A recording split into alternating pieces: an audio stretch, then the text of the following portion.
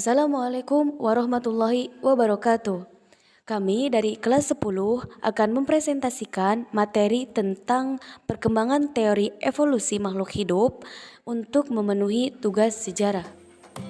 Hello guys, pasti kalian pernah mendengar dong tentang teori Darwin yang menyebutkan bahwa manusia dan kera berbagi nenek moyang yang sama. Will, teori evolusi satu ini memang sangat populer dan sering menjadi bahan perbincangan. Namun, faktanya teori evolusi menurut para ahli tidak hanya itu saja loh, melainkan masih banyak pendapat-pendapat yang lainnya.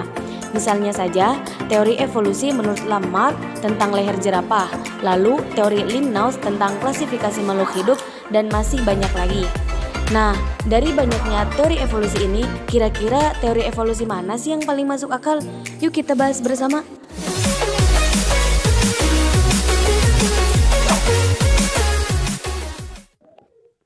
Di sini ada pengertian evolusi.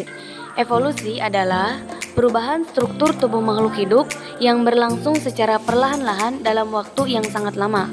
Evolusi sendiri berasal dari bahasa Latin, yakni evolvo, yang artinya membentang.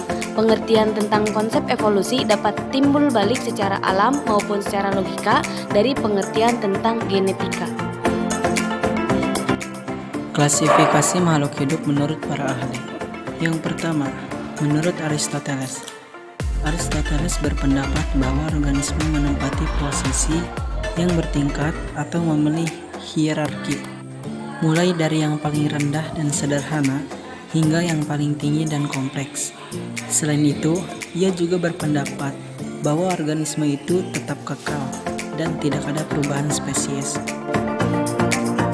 Yang kedua, menurut Carolus Linnaeus. Carolus Linnaeus disebut sebagai bapak klasifikasi karena telah menciptakan sistema natura dan binomial nomenklatur, yaitu tiap organisme dikategorikan ke dalam tingkatan khusus yang disebut takson. Jadi, klasifikasi makhluk hidup menurut Carolus Linnaeus ini dilihat dari kemiripan yang dimiliki makhluk hidup. Misalnya, saat kalian melihat kemiripan pada kucing dengan singa, ayam dengan bebek, atau burung dara dengan burung merpati. Dan selanjutnya menurut teori evolusi menurut Lamarck, yang paling terkenal yakni tentang leher jerapah. Nih guys, bagaimana teori Lamarck menjelaskan fenomena jerapah berleher panjang? Jadi menurut Lamarck, jerapah dulunya berleher pendek, tetapi karena ingin menggapai dedaunan yang ada di pucuk pohon, lambat laun lehernya pun menjadi panjang. Nah, gagasan ini disebut sebagai Usendicius, yang berarti bagian tubuh yang sering digunakan akan berkembang, sedangkan yang tidak digunakan akan tereduksi. Selain itu, gagasan yang kedua yaitu inheritance of acquired characteristic, yang berarti modifikasi pada suatu tubuh individu dapat diwariskan keturunannya. Yang keempat, menurut Weismann. August Weismann berpendapat bahwa perubahan sel-sel tubuh akibat pengaruh lingkungan tidak diwariskan pada keturunannya. Evolusi menyangkut pewarisan gen-gen melalui sel-sel kelamin. Hal ini bermakna bahwa evolusi berkaitan dengan gejala seleksi alam terhadap faktor-faktor genetik. Yang kelima ada teori Darwin. Teori evolusi menurut Charles Darwin merupakan salah satu teori paling terkenal, yaitu tentang seleksi alam dan adaptasi. Selama 5 tahun, Charles Darwin melakukan ekspedisi dari Inggris hingga ke Amerika Selatan. Di sepanjang perjalanannya, ia melakukan observasi terhadap distribusi organisme dan beberapa kali menemukan spesies kutilang yang serupa tetapi tidak identik.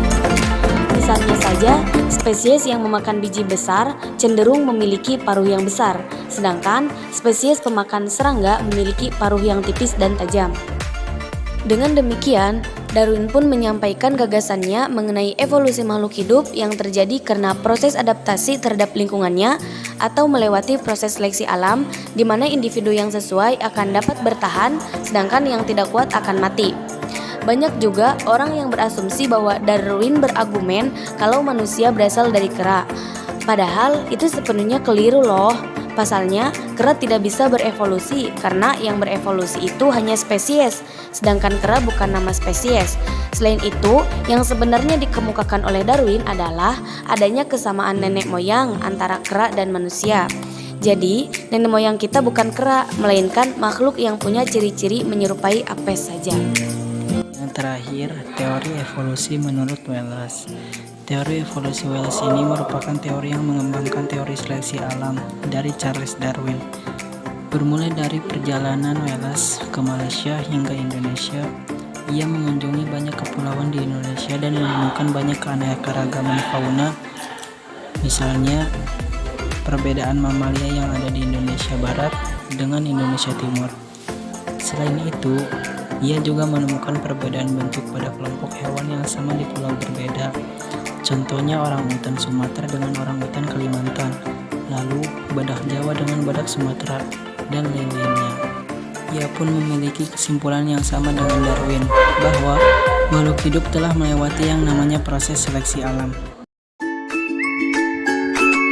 Mungkin hanya itu yang dapat kami sampaikan mengenai pelajaran sejarah tentang perkembangan teori makhluk hidup.